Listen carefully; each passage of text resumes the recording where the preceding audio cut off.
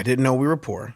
And I found out we were poor when one year my teacher, Miss Rich, she said, you got to come to school with canned food and box food so we could give to the poor families. And I come home, I'm like, Ma, my homework assignment tonight, I got to pick through the cupboards and give canned foods and box foods for my homework assignment tomorrow. She's like, well, you ain't going to school with no food. I'm like, Mom, but I'm going to fail the class. I'm gonna get a fail on my grade. I have to turn this in. Well, I guess you're going to get a fail because you ain't leaving this house with no food. So I go to school empty-handed. I don't, complete the assignment. Then I see the rich white kids coming up the corridor. I'm like, hey, what's up, Brent? What up, Brad? What you guys doing here?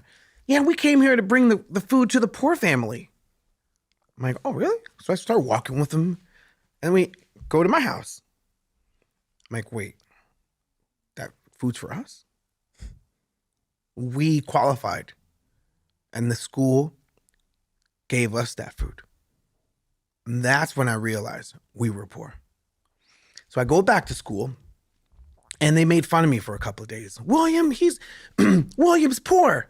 We dropped the food off in his house. She was like, William, are you poor? How can you be poor if you always wear suits to school? Because my mom used to make us wear suits. So it wasn't like a uniform school. It was like dress the way you want to dress. But my mom put me in suits every day. And so the kids were like, why do you always wear suits to school? How could you be poor? And my mom would say, you ain't going to school with no play clothes. You ain't going to school to play. You're going to school to learn. So you put on these. Like you go to church to learn about God. You're going to church to learn about, life. And so put this suit on.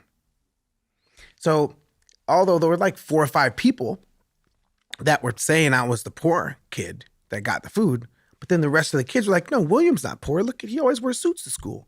You guys are lying.